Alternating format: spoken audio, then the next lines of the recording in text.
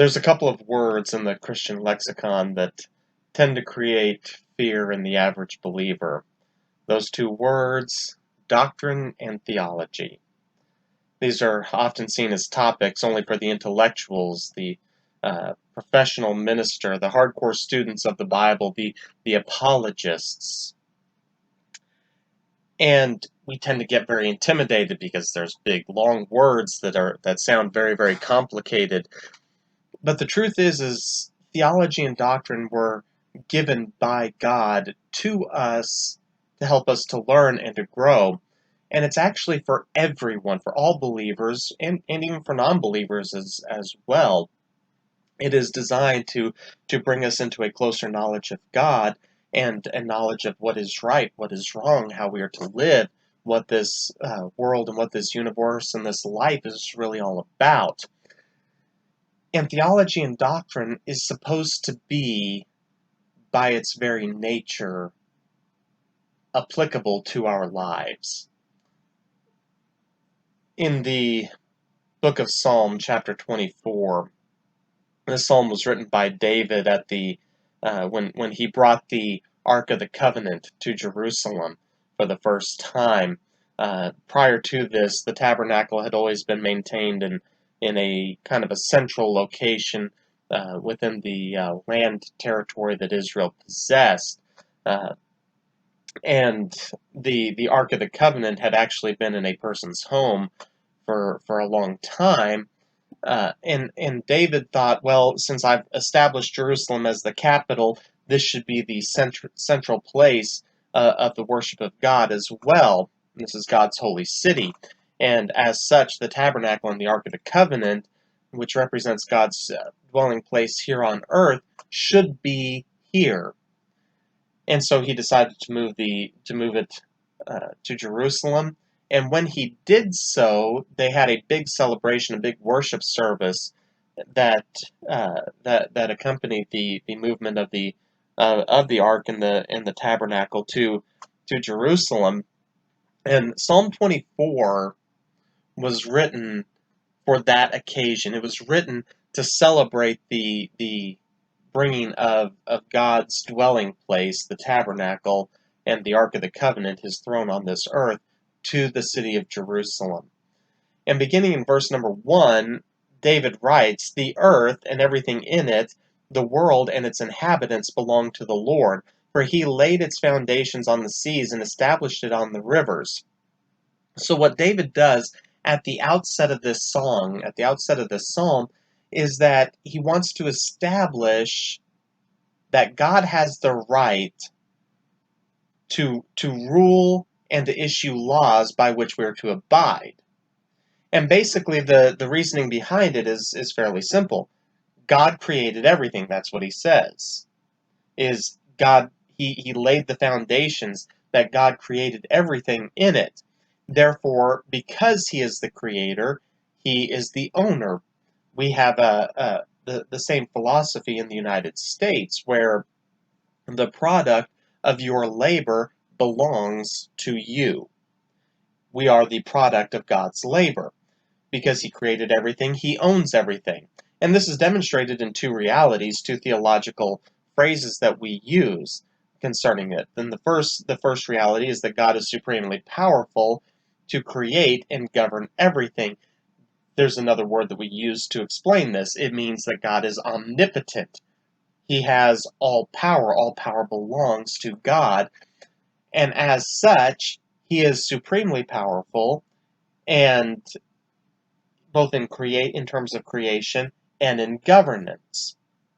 Secondly, God is fully capable of controlling and dictating the nature of creation and time itself. This speaks to the sovereignty of God, that he is not only capable of it, but he is all-powerful and does engage in the active ruling. And what this basically breaks down to for us is that God is the owner of everything, and we are subject to his will and his commands. A lot of people like to think, well, I am my own person, I will do my own thing. I have the right to decide what's right for me, and no one should be telling me what I should or should not be doing. And that sounds all well and good, but that operates on the assumption that there is not a higher authority. And the simple truth is there is. There is a supreme authority, and David says that authority is God. He is the owner. You belong to him, whether you like it or not, whether you want to acknowledge it or not. You belong to him. So do I. So does everyone. Everything that exists belongs to him because he is the creator. And as such, as the creation, we are subject to what he says. So if he says that this is what's supposed to happen, this is how you're supposed to live, we are subject to those commands.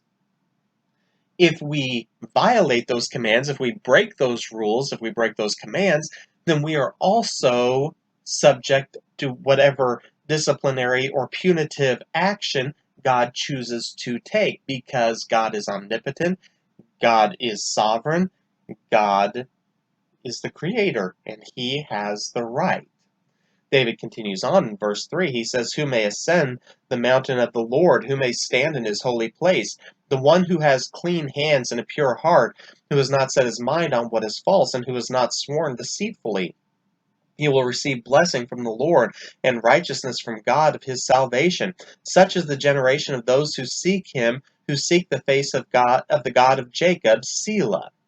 And so David goes and he asks this question. If God is sovereign, if God is omnipotent, if God as the creator sits so far and high above us, who among us has the right to approach him?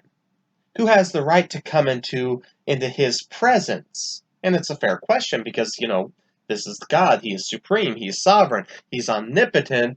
I'm not. So how is it that and who is capable and worthy to come in? And the answer that David gives to the question, it isn't actually encouraging. And the answer to the questions of verse 3 of who is worthy of coming before God, and that's exactly what he is asking there. The answer given in verse 4 is not encouraging. He says, "Those who have clean hands, a pure heart, who has not set his mind on what is false, and who has not sworn deceitfully." In other words, a person who has not lied, a person who has not believed something that is untrue. And then he uses these phrases, a clean hands and pure hearts. And what this actually refers to is purity, not just in action, but in motive as well. In other words, not because you went out and you washed your hands, but because what you did, the actions and the behavior that you take is pure, and it comes from a pure standpoint. The simple truth is just because a person does what is right doesn't mean that they do so with the right motivation. And just because a person has a good motivation does not mean that their actions are always right. And we know that this is the truth. We know this is the truth because of our own personal experiences.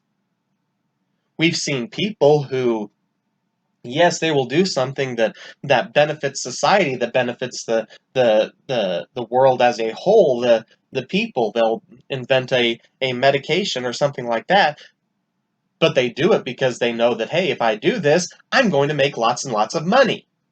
And they do it out of greed. There are other people who they say, well, I meant to do well. I didn't want to hurt someone. I had good intentions, but the actions I ended up taking in the end actually did more harm than good. Their motivations were good, but their actions were wrong. And David says the only person who's qualified to come before God, they have to have the right motivations and the right actions. Their behavior and motivations must be pure. They can't be engaged in any falsehood, whether they have believed it or whether they have been the source of it. Those people are not qualified to come before God. And when you look at it from this perspective, and you look at it from the question that he asks of who is qualified to come before God, well, who among us hasn't gotten it wrong? Who of us can actually say every motivation that I've ever had in my life has been right? Or who among us can say that that every single action I have ever taken is pure? Who among us can say I have never followed and engaged in behavior that has come because I believe something that was false? Or how many of us can say I've never lied myself? You see, the essence of what David says is really there is no one who's qualified to come before God. And then you come to verse 5. And I love verse 5 because verse 5 takes us from the hopelessness of verse 4 and brings us great hope. He says, this person who does meet these qualifications will receive blessings of the Lord and righteousness from the God of his salvation. In other words, what David here is telling us is that the person who is saved, the person whose righteousness does not come from their own actions. You see, we have what is called self-righteousness. That means that we try and attribute that, hey, I am doing good, so therefore I am a good person. David says, no, no, no, no, no. Your righteousness has to come from God. In other words, it is God's righteousness that must be placed upon you to be qualified as righteous. And that comes through this theological term, this phrase that we use called salvation. We'll talk more about that and what that means here in a moment. But it means that God's righteousness, the righteousness of Him, is imputed towards us. You see, it's only through God's righteousness that we are qualified to come before Him. It's not based upon ourselves. We don't have the right, we don't have the authority to dictate terms to God and say, God, I will come before you, but it has to be on these terms. No, God is the one who sets the terms. You can argue and you can say, well, if you want to meet the president, you could contact the White House and say, yes, I would like to arrange a meeting with the White House. And if you're like most of us, they'd say, no. But if you wanted to meet the president, then you would have to meet his standards, meet the standards that would be set forth by the White House. You could not dictate terms of the meeting to the president. The president dictates terms to us. That's the difference between the office and the position. The same is true with God. God dictates the terms by which we come to Him. And none of us are in and of ourselves qualified to come before God based upon our own righteousness. We need God's righteousness. We need His terms. And it was when His righteousness is imputed towards us that we are able to come before Him. In verse 6, when He says that this is the generation of those who seek Him, what He means by that, He doesn't mean what we think of in terms of a generation when He uses that word. He's not talking about the baby boomers or Generation Xers or the millennials or the Generation Z. What He means by that is those people who have, colloquially, those people who have the righteousness of God imputed towards them. These are the people who will see the face of God, who will come before Him and will seek His face successfully. And then verse 7. He says, lift up your heads, you gates. Rise up, ancient doors. Then the King of glory will come in. Who is this King of glory? The Lord strong and mighty, the Lord mighty in battle. Lift up your gates. Rise up, ancient doors. The King of glory will come in. Who is this King of glory? The Lord of hosts. He is the King of glory. The last part of this psalm is actually somewhat prophetic. Now, in terms of what was happening here, this probably was sung as the Ark of the Covenant was brought to the gates of Jerusalem, and they would sing these verses calling for the gates to be thrown open. but it is also prophetic, looking forward to the return of Jesus Christ to this world. See, he's the creator, he's the rightful ruler, and one day he is going to set up a kingdom that will encompass the whole world. Now, why does this matter? See, when the king comes, when Jesus Christ returns, it's going to be one of two things. It's either going to be a day of rejoicing or a day of terror. And the question is, well, how do I know which it's going to be? The answer to that question of how do I know if it's going to be a good day, if it's going to be a bad day, if it's going to be the greatest day or the worst possible day that is imaginable, all of that is depending on how we approach God. You see, because David asked the question, who has the right, who has the authority to come before him? And he answered that question, it is only through his righteousness. And the Bible's very clear that there's only one way. The only way to come before God is on his terms. Jesus said, I am the way, the truth, and the life, and no man comes before the Father but by me. In other words, the only way to get to God is through Jesus Christ, through his righteousness, not through our own. And how I choose to approach God is going to determine how I spend eternity. It's going to determine whether the day that Jesus comes back, is that a good day or is that going to be the worst possible day for me? Because ultimately, the determining factor is, are you coming under God's righteousness or are you coming under your own? Are you going to stand before God and say, hey, God, look and see all these wonderful things that I did? In the book of Ephesians, Paul says, for by grace are you saved through faith and not of works. In other words, it doesn't matter what you do. What matters is whether or not you have accepted the gift of God. He said, for by grace are you saved through faith, not of works, lest any man should boast. He says it's a gift of God. We accept a gift. We accept his gift of righteousness, not righteousness in and of ourselves. It's not about what we've earned. Paul wrote in the book of Romans that for by grace are you saved. He said, just drew a blank on that. The wages of sin is death. In other words, the result of your work, of your actions, and we understand what a wage is. It's a payment. The wage of your sin, of your actions, of your behavior is death. But the gift of God is eternal life through Jesus Christ our Lord. In other words, the righteousness of God comes as a gift to us. It's not something you earn. It's not something you deserve. If you approach God based upon your actions, based upon your behavior, based upon you trying to say, well, I've tried to have good motives, I've tried to have pure actions, I've tried to do what is right, you will never be worthy to come before God because you cannot meet those standards. And when Christ comes, all of that work will prove worthless if that's how you attempt to approach God. See, the simple fact is, when he comes, everyone is going to acknowledge Jesus Christ as King. This is the idea behind this. He says the King of Glory is going to come.